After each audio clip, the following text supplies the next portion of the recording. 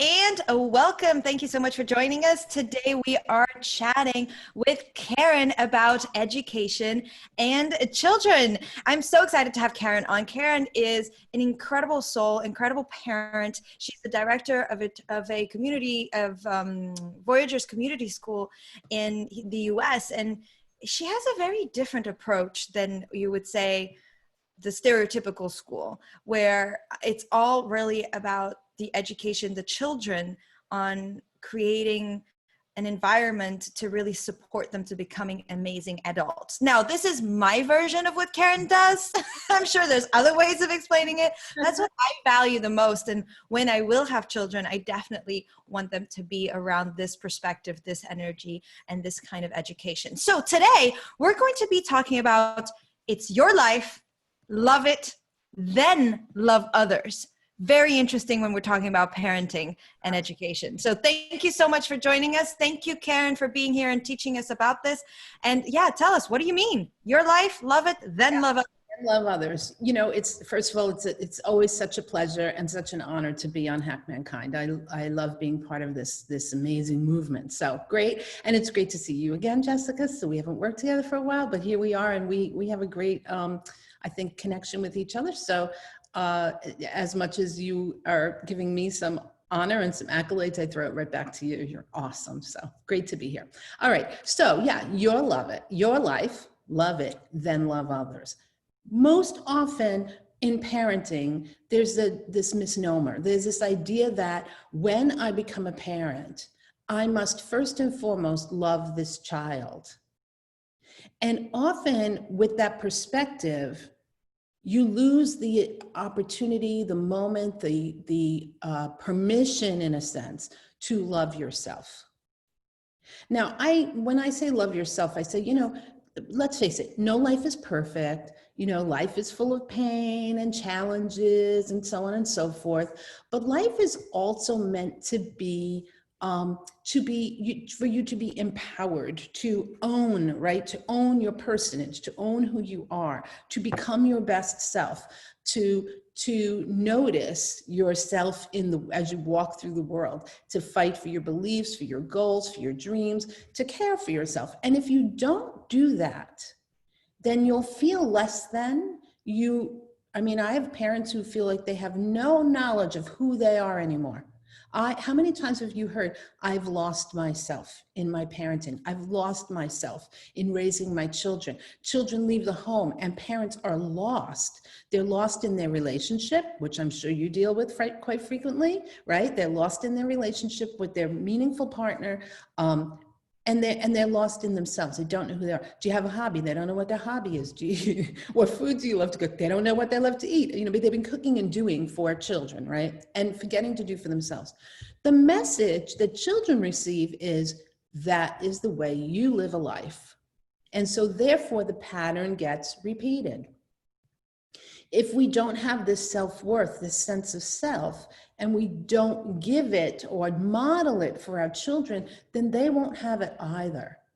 And then we'll be wondering why, why they're not happy, why they're struggling, why they're lost, why they're in and out of relationships, why they're not even building a warm relationship with me anymore, maybe, so those kinds of things happen. So I feel we have to serve as nurturers, as guides, as mentors. And we have to honor these young people, but we can only do that if we, in a sense, serve as a nurturer, a guide, and a mentor to ourselves.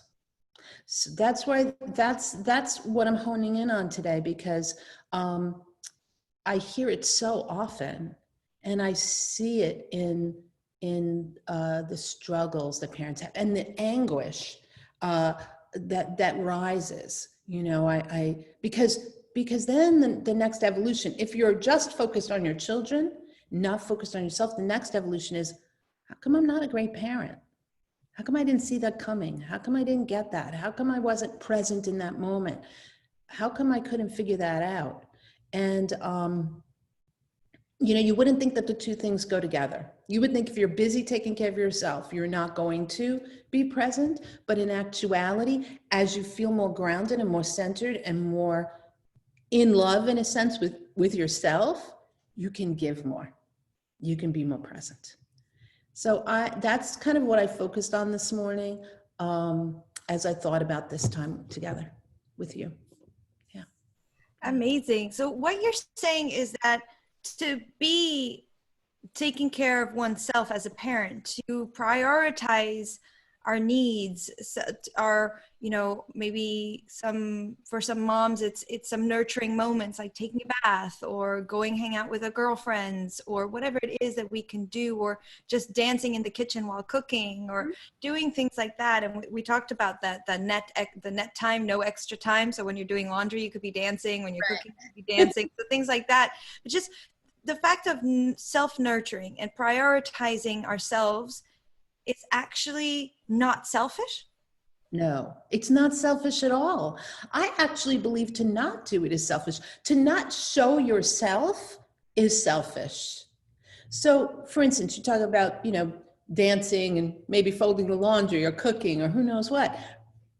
Some parents won't do that. Some parents won't release themselves. They won't allow themselves because they have to be the parent. They have to be the leader. They have to be strong. They have to be all these things. So they won't show emotion. They won't show disappointment. They won't talk about the struggle. They won't. And I'm not saying burden your children, but I'm saying be yourself and be somewhat vulnerable and open and use your life experience to help your children. You can't do it without knowing yourself. You can't do it without loving yourself. If you are miserable, everyone around you will be miserable. Or the reverse is everyone around you will feel they have to lift you up. That's a tremendous responsibility for children. They should not have to lift you up. And sometimes we think we're fooling. Yeah. Children are so good at listening, absorbing, processing, and taking things on. They're like a sponge. They're like a sponge. So I know that you must care for you. You care for you. And listen, the other thing is you talk about it. This is mommy time. Dad's going for a bike ride. Mom's friends are coming over. There are things. Mom's going to take time to read a book. Mom's going to take time to write a poem. I'm going to explore a new recipe because I love to cook, but you know what? It might not be that great tonight.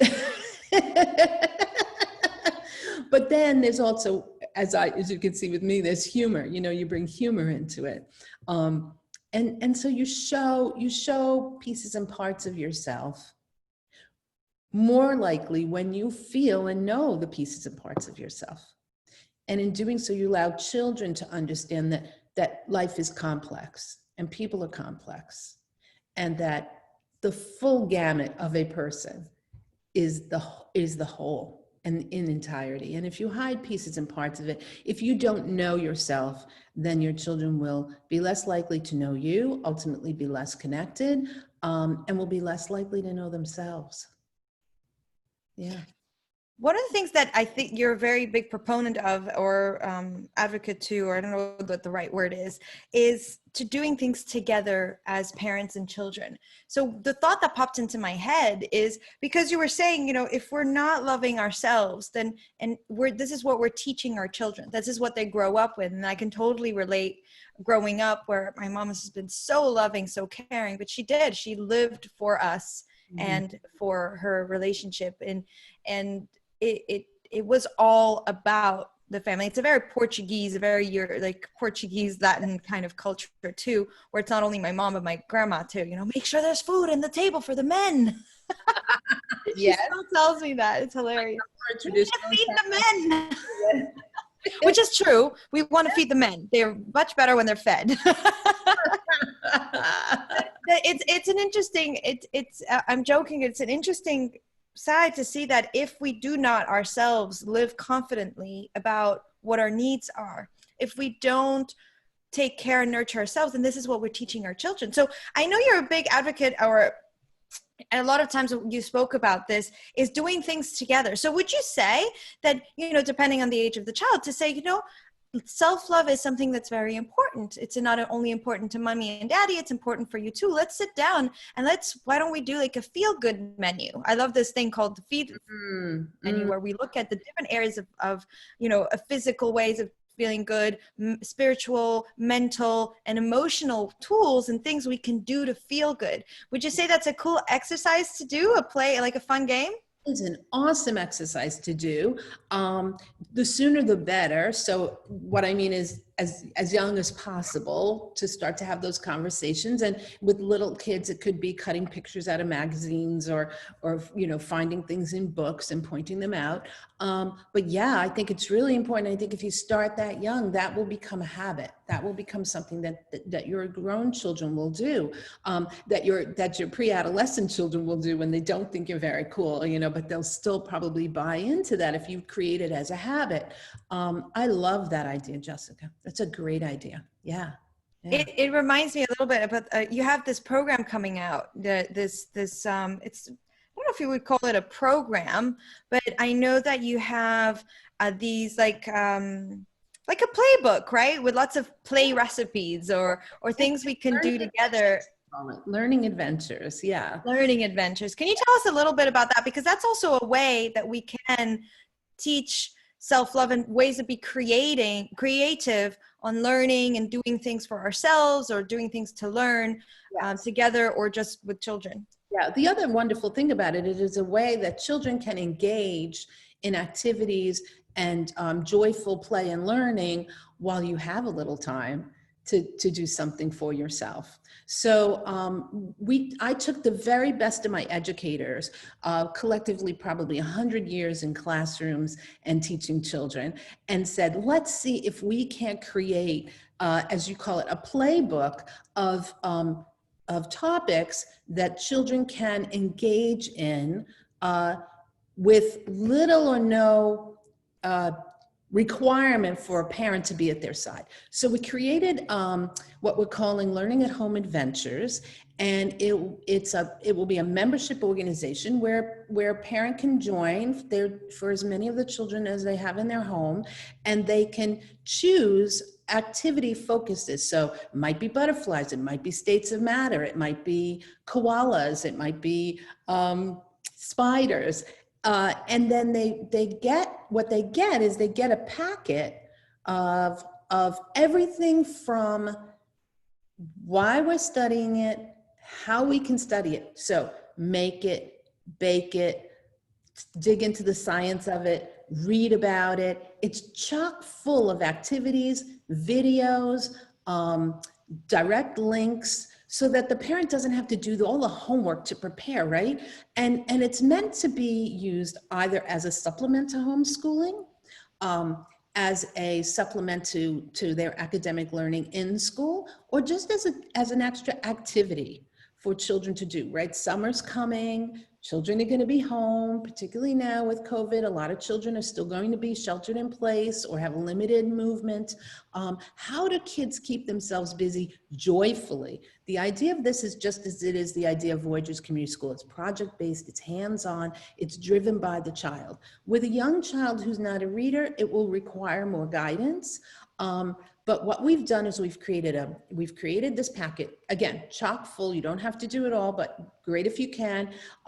We've created a materials list. We've given you links as to where to get materials. A lot of the materials are common to your home. And we are excited. Every week, the child can pick a topic for the next week, receive that topic.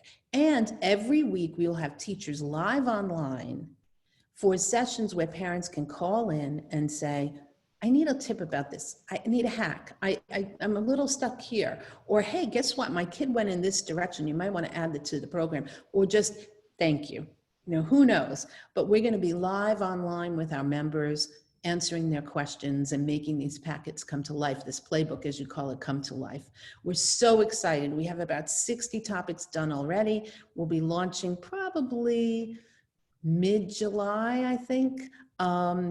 And we've tested it already. So we've had some test kids and test families, and the feedback that we've gotten is fantastic.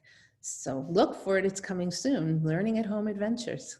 I know, exciting learning at home adventures so you can then have a little bit more me time yourself for self-love. And it's so true. This is one of the ways that is a creative way. It's engaging, it's educational, and everything that Karen really does has secret magical aspects to it too. It's not just one thing. The formula is that the child is still picking the topic, and the child is empowered to work independently as much as possible. Yeah, which are life skills that are never will always be beneficial as an adult. Absolutely, absolutely. Another way that children might discover passions that they didn't know they had. Yes. So find your passion, find what lights you up, do your feel good menu, sign up for the membership platform that will be coming up soon. So we'll put it on the comments, or we'll send an email. So watch out for your emails. Make sure that you take a look. And if you haven't done so, put your email on www.hackmankind.com so you can receive all this information and also notifications when we put on new videos. We're here every week with Karen, and it always amazing content, value creation for yourself, for your children, for their education, and for a brighter future. Thank you so much, Karen. Any final thoughts before we go? Say it again. Love life. Come on, say it with me. Oh, yes. love life. Your life. Love your it. life. Yeah. Love it. Then love others. There you go. Love it, then love others. Then love others. It's putting on the mask when you're in the airplane. Put your mask and then put it on the others. Right. Same metaphor. Wonderful. Amazing. Thank you. Thank you so much. Your life. Love it. Then love others. Thank you so much, Karen. Take care, everybody. Bye. Bye-bye.